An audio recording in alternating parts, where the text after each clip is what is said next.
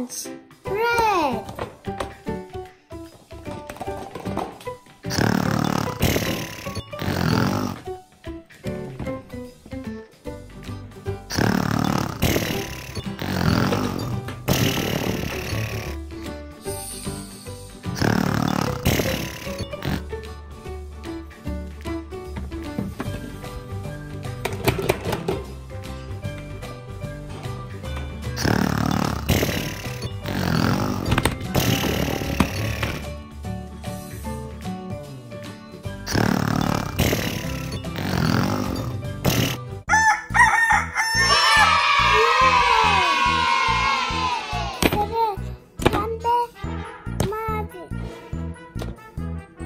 Yeşil, turuncu.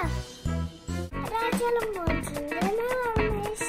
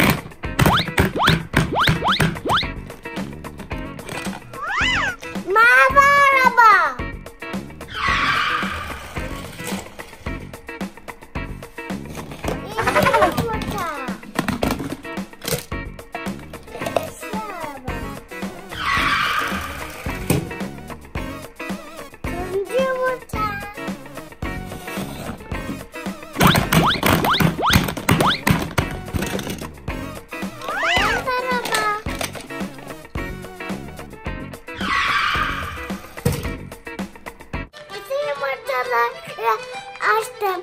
Ablam bana çok güzel hediyeler bırakmış. Ben de ablama toz kuş yapacağım.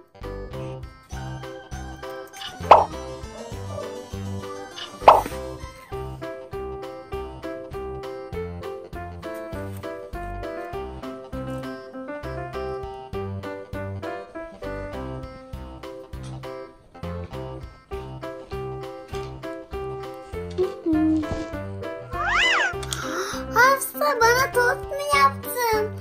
Vay, çok güzel kokuyor. Ben bunu hemen yiyeceğim.